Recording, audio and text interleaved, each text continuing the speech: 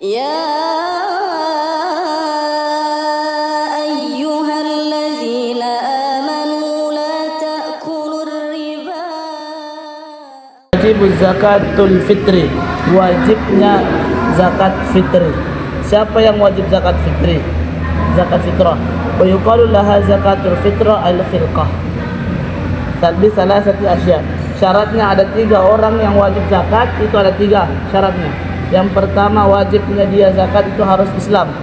Fala fitrata ala kafirin asliyin illa fi raqiqihi wa qaribihi al-muslim.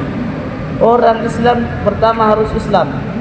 Kemudian Islam di sini yang kedua, yang pertama harus Islam. Kalau kafir berarti tidak boleh, kafir yang asli. Kafir yang asli itu dari kecil dia sudah kafir. Tapi kalau seandainya yang orang kafir tersebut itu hasil murtad, dia Islam, wajib zakat. Maka ketika dia sudah murtad, maka dia tetap wajib zakat. Kapan dibayarnya? Setelah dia masuk Islam kembali. Kalau zakat waktu murtad, dia bayar zakat, tidak sah zakatnya. Pas dia masuk Islam dulu, baru diganti semuanya. Karena waktu dia murtad itu zakatnya di mauqufkan, ditawakuf dulu, ditahan dulu. Nanti setelah dia masuk Islam baru boleh. Setelahnya pintunya masih tertutup karena masih belum Islam. Kecuali dia punya rokik, dia punya hamba sahaya yang muslim. Kalau punya hamba, atau mungkin dia punya anak yang muslim. Contoh, ada bapaknya kafir, mamanya Islam. Kemudian lahir anaknya Islam, dan anaknya ini itu masih dapat nafkah dari bapaknya, ya kan? Bapaknya ini wajib menafkahi anaknya.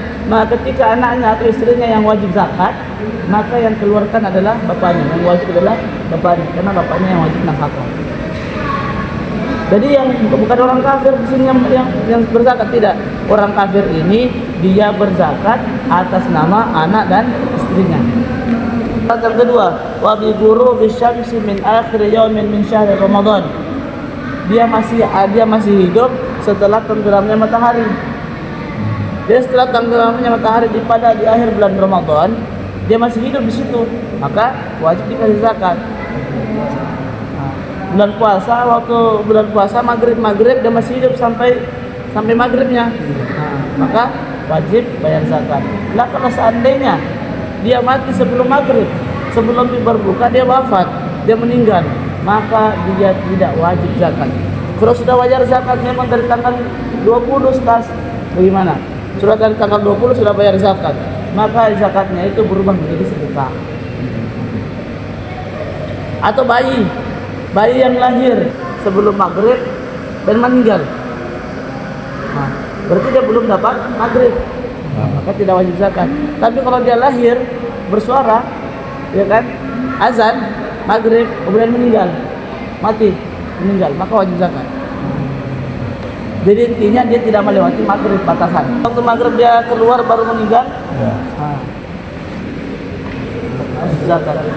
Jadi kan syaratnya zakat itu ada 3. Ya. Yang pertama Islam, yang kedua sampai di waktu maghrib itu, bulan akhir bulan Ramadan. Yang ketiga wujudul fadli, adanya kelebihan di malam itu. Jadi contoh, ada berasnya 5 liter, ada berasnya 5 liter, ada anaknya, ada istrinya, ada dirinya di waktu maghrib itu. Kemudian dia masak mie 1 hari itu 3 liter 1 hari, jadi masih ada 2 liter. Maka yang 2 liter ini kelebihan untuk dirinya, ini lain lagi untuk zakat ini. Maka setiap makanya dikatakan di sini ada kelebihan untuk dirinya. Nah, kalau berasnya 5 liter, 3 liter ini untuk dimakan 1 hari atau 2 hari, ini masih ada 2 liter. 2 liter ini adalah satu kelebihan, maka wajib zakat jadi di sini, walaupun cuma 2 liter untuk 3 orang.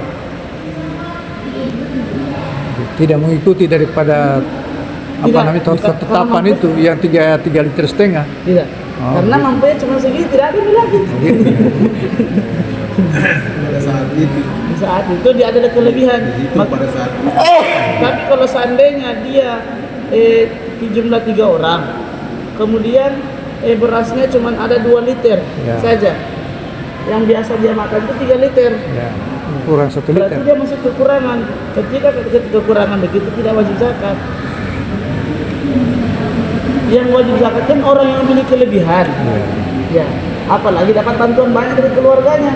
Otomatis kelebihannya lebih banyak. Tapi dia tetap dia masih kategori fakir, kategori miskin, tidak apa-apa. Tetap dalam terima. Satu hal dia wajib membayar, Ya.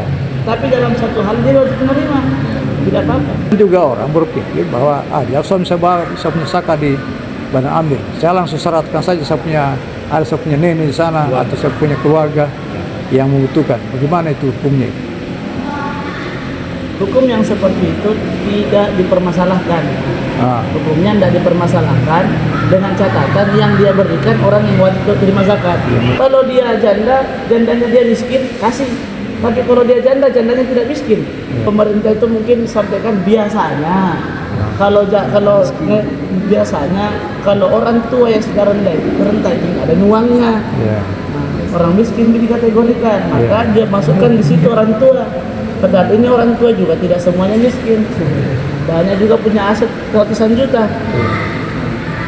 Maka yang lebih bagusnya itu kita rujuk kepada Al-Qur'annya. Al-Qur'annya itu cuman 8 saja. Fakir, miskin, mu'allaf, amil, fisabilillah, musafir. Tidak ada disebutkan status sosial di situ. Tapi itu orang dalam perjalanan. Orang yang dalam perjalanan siapa yang diharapkan? Walaupun banyak uangnya, tetapi dia tidak ada pemasukan di situ, ya kan?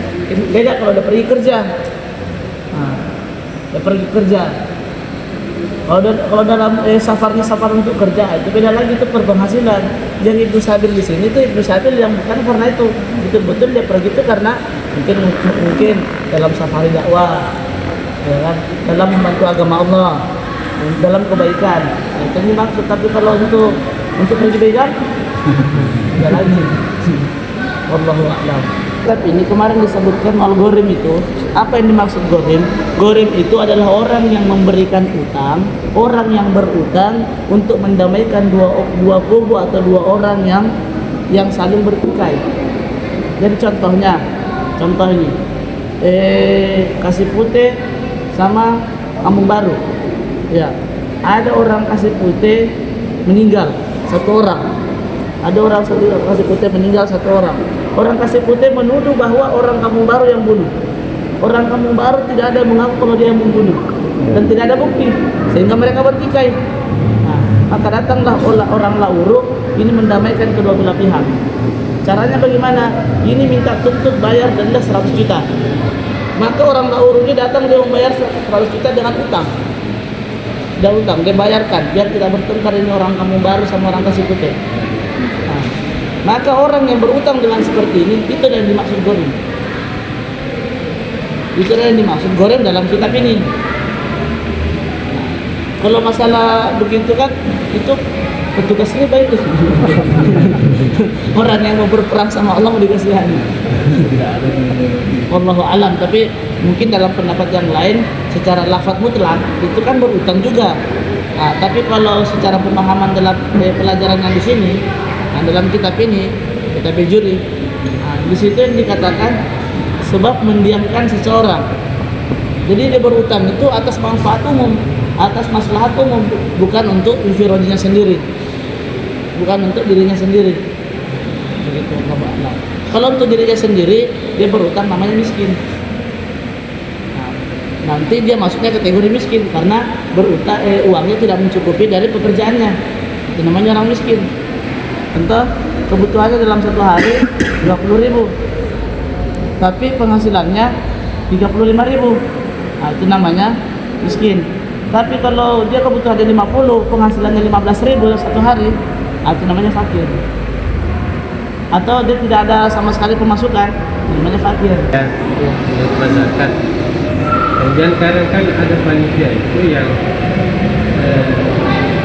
bahkan setelah sholat itu zakat itu dibagikan secara keseluruhan.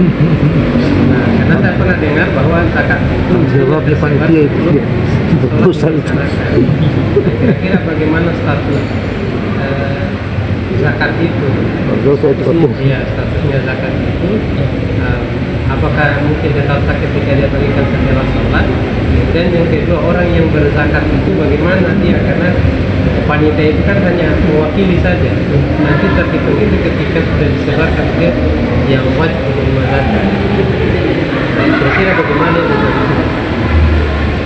Kalau yang kita dapatkan yang hal yang seperti itu ditanya dulu apa alasannya kenapa lambat. Ada kalanya karena terlalu banyak yang dibagikan. Nah, itu kan alasan yang jelas. Ada kalanya pusing cari siapa yang mau menerima. Sudah keliling, tidak ada yang bisa menerima. Maka bagaimana dengan ini?